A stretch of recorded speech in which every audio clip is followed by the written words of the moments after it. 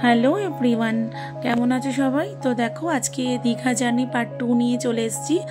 আর গত পার্ট 1-এ তো তোমরা দেখতেই পেয়েছো কলকাতা টু দীঘা আমরা এসেছি বাইকে। আর এটা আমাদের ফার্স্ট বাইকে এতটা লংয়ে জার্নি। আর দেখো এসে আমরা হোটেলে চেক ইন করে ফ্রেশ হয়ে আসল যেটা আমাদের উদ্দেশ্য ছিল জগন্নাথ ধাম দর্শন করা, তার জন্য বেরিয়েও গেছি। আর আমরা বেরিয়েছি কিন্তু বাইক নিয়েই, কারণ যথেষ্ট গরম ছিল। এতটা সকালে খুব বেশি গরম না থাকলেও রোদের একটা তাপ তো ছিল। আর এই যে মন্দিরের বাঁদিকে রাস্তাটা চলে গেল, এটাতে কিন্তু কার পার্কিংয়ের ব্যবস্থা রয়েছে। যারা 2 হুইলার 4 হুইলার বা যে কোনো ধরনের গাড়ি নিয়ে আসলে কিন্তু ওখানেই পার্ক করতে হবে। আমরাও বাইক ওখানে পার্কিং করে এসেছি। তো এখানে কিন্তু জুতো রাখার এখনও সেরকমভাবে ব্যবস্থা হয়নি, আমরা বাইরেই জুতো রেখে ঢুকেছি। এই যে চৈতন্যদ্বার মেন গেট, এবার এখান থেকে আর এই দেখো কত ফোকাস লাইট দেওয়া আছে, এগুলো রাত্রিবেলা জ্বলবে আর কত সুন্দর লাগবে বলো তো দেখতে। সবাই আসছে ভক্তরা, দেখো দর্শন করে কত সুন্দর লাগছে। এত গরমে এসছি, এসে স্নান করে পুজো দিতে এসছি। জগন্নাথ ধাম কি সুন্দর লাগছে দেখো।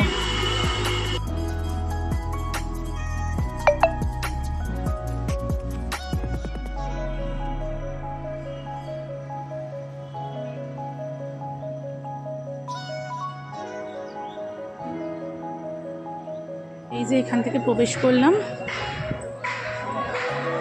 এই দেখো মনে হচ্ছে নাট মন্দির যতদূর সম্ভব। চলো এই ভিতর দিয়ে আসো।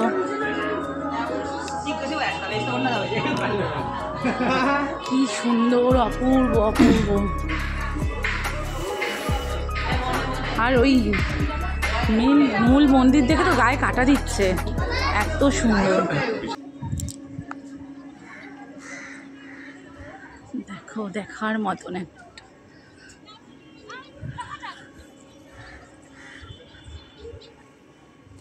এটি হলো মূল মন্দিরের প্রথম প্রবেশদ্বার, যেখানে রয়েছে ভগবান জগন্নাথের একটি মূর্তি।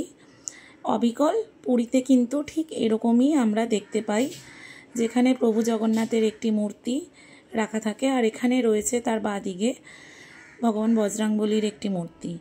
আর এটি হলো দ্বিতীয় প্রবেশদ্বার, যেখানে রয়েছে ভগবান বিষ্ণুর একটি শায়িত মূর্তি। তো দেখো খুব সুন্দর এই মূর্তিটি, কালো পাথরের তৈরি, খুবই সুন্দর। তো চলো এবার আমরা মূল মন্দিরের দিকে যাই। আর দেখো ঠিক পুরীর মন্দিরে যেরকম বাঁ দিক অথবা ডান দিক দিয়ে মন্দিরের মূল গর্ভগৃহে প্রবেশ করতে হয়, সোজাসুজি কোনো পথ নেই, এখানেও কিন্তু ঠিক অবিকল সেরকমই। আর এটি হলো মূল দরজা। চলো এর ভিতরে আমরা প্রবেশ করব। আর এখানে প্রতিটা পিলার সুসজ্জিত করে রাখা রয়েছে, আর খুবই সুন্দর কারুকার্য মন্দিরের ভিতরে। আর এই দেখো আমরা গর্ভগৃহের সামনে চলে এসেছি।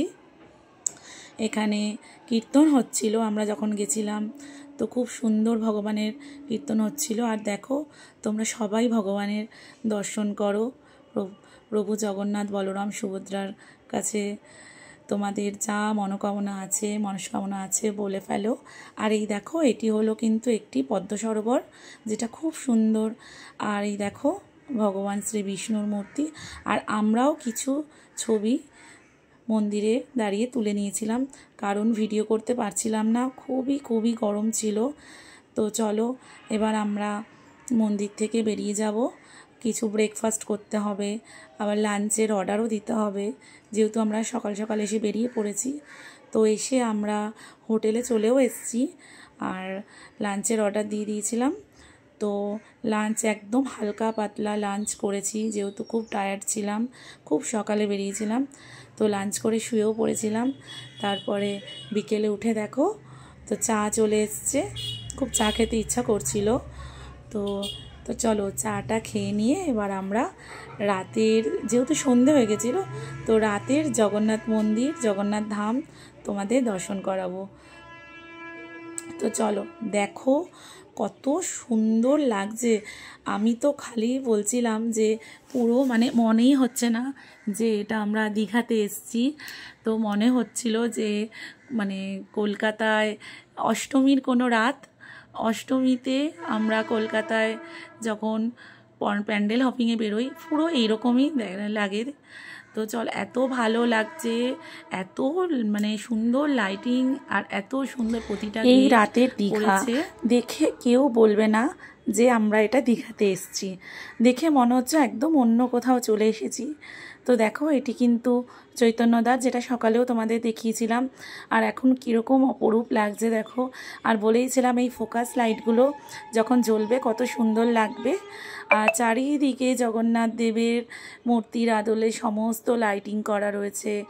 আর দেখো, আর এত লোক মানে কি বলবো, প্রচুর পরিমাণে ভিড় ছিল। আর দেখো, যেগুলো সকালে আমরা দেখেছি সেটাই দেখো রাতে দেখো আরও যেন মায়াবী হয়ে উঠেছে, আরও যেন অপরূপ সুন্দর লাগছে। আর যেহেতু এত ভিড়ের মাঝখানে আমরা গাড়ি দাঁড় করাতে পারছিলাম না। গাড়ি দাঁড় করিয়ে যে সুন্দরভাবে কিছু ভিডিও নেব বা ফটো তুলব, সেগুলো কিন্তু একদমই সম্ভব হচ্ছিল না এই ভিড়ের জন্য। রাস্তার দুধারেই প্রচণ্ড পরিমাণে লোক ছিল। আমরা কিন্তু উইকডেজে গেছিলাম, তারপরেও কিন্তু এত লোক। আর শুনেছিলাম শনি রবিবারে নাকি এই রাস্তাটা পুরোপুরি বন্ধ হয়ে গেছিলো মানে জ্যামে। আর এখান থেকে নাকি 1 ঘন্টা লাগছিল। আর এই দেখো, এরপরে আমরা একটুখানি সমুদ্র সৈকতের সামনে চলে এসেছি, কিন্তু এতটাই পরিমাণে ভিড় আমরা দাঁড়াতে পারলাম না, সেরকমভাবে বসারও জায়গা পাইনি। আর খুব টায়ার্ড ছিলাম। তো সেহেতু হোটেলে ফিরে গেছিলাম।